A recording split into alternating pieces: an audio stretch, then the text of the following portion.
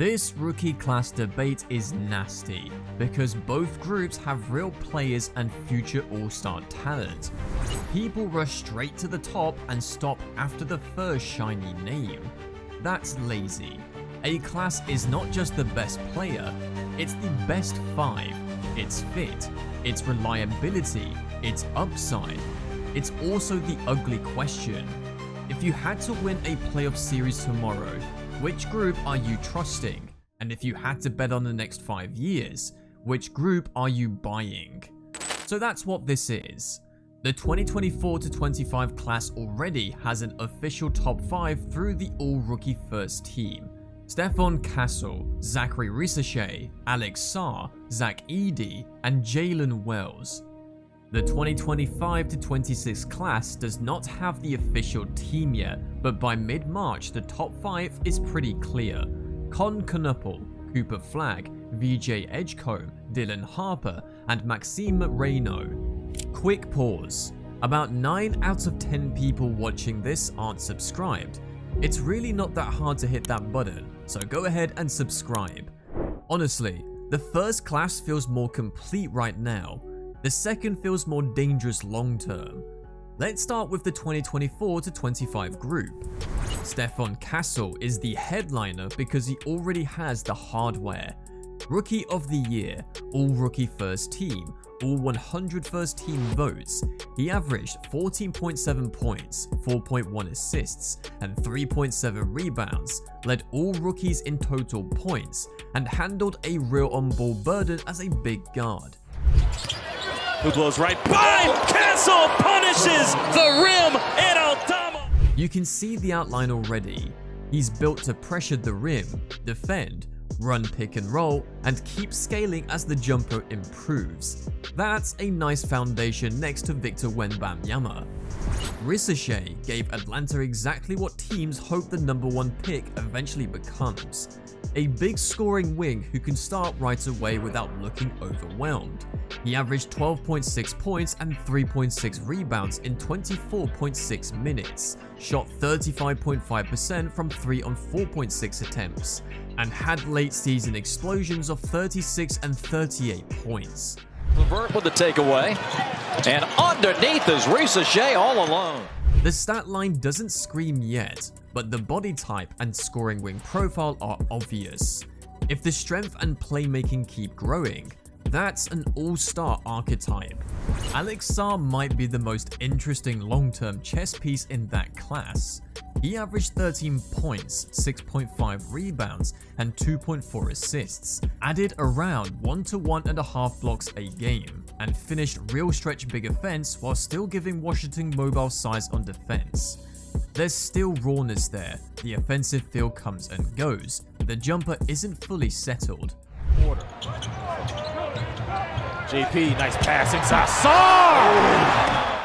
Bigs who can move, switch, protect the rim, and maybe shoot get teams dreaming for years. I get it. Edey is a totally different case. He's old school in some ways and still really useful in modern ways.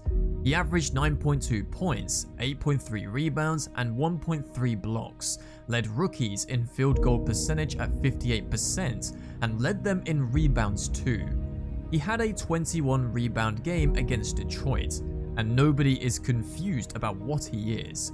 He screens, rebounds, finishes, occupies space, and dares you to solve the size problem.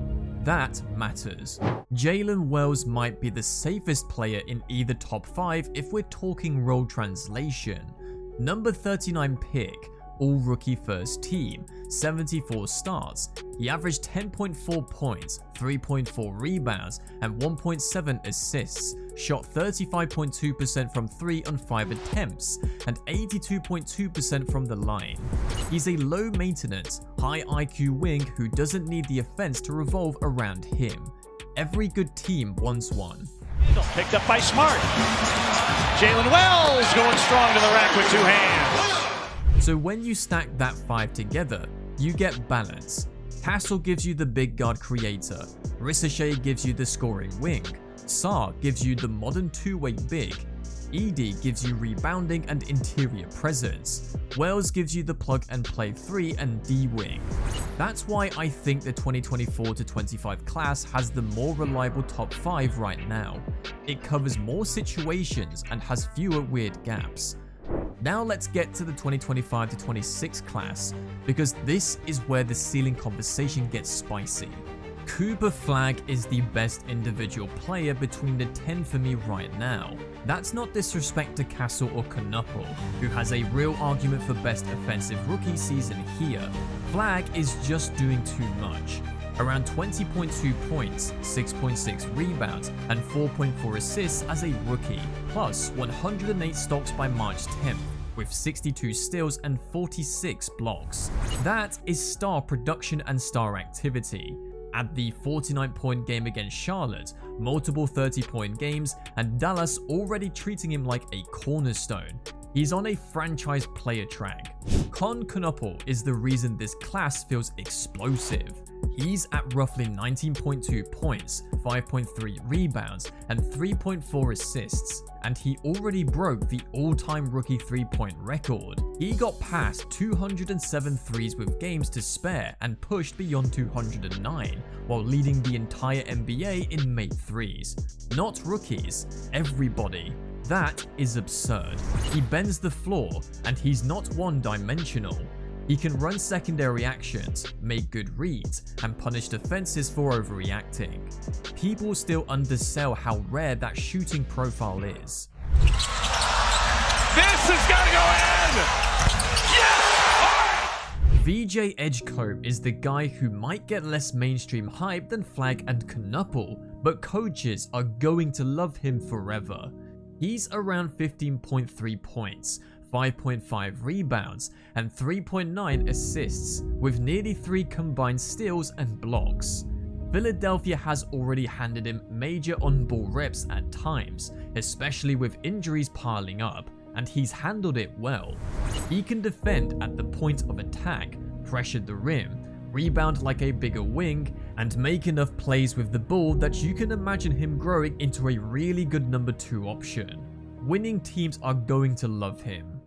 Dylan Harper is tougher to rank because the current numbers are smaller, around 11.2 points, 3.2 rebounds, and 3.7 assists, but the February jump mattered.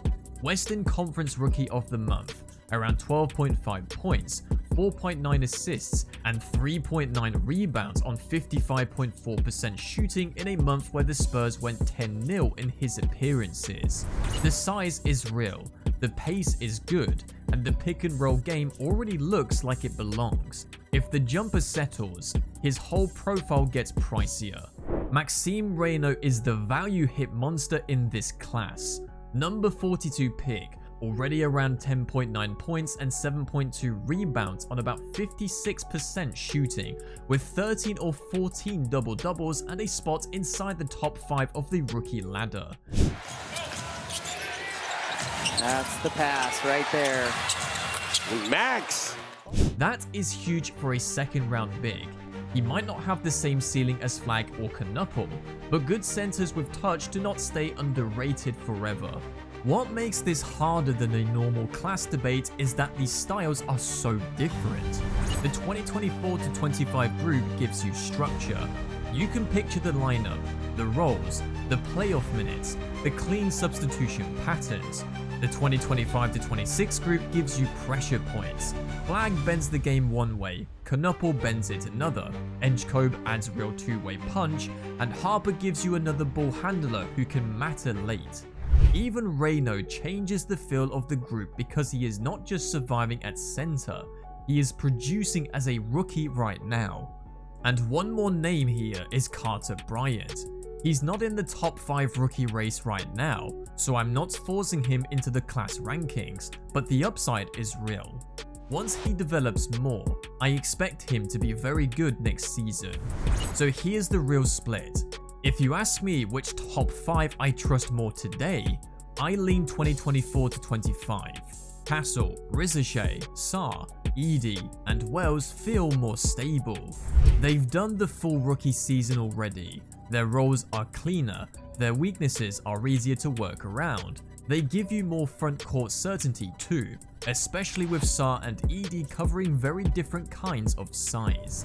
If you ask me which class has the better chance of producing the biggest stars, I lean 2025 to 26. Flagg already looks like a future first team All-NBA type. Kon Knueppel's shooting season is already so extreme that he might end up being the defining offensive player of the class. Edgecombe has real two-way creator upside. Harper could become a high-level lead guard if the shot stabilizes. Even Raynaud looks like a steal. That's why this debate is fun. One class feels safer, one feels scarier.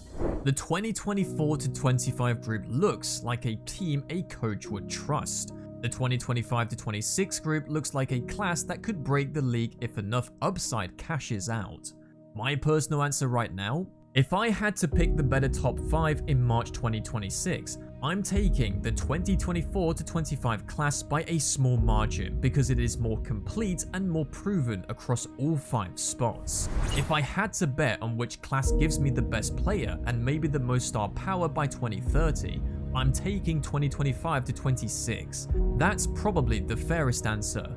One group owns the present, the other might own the future. So now I want your answer.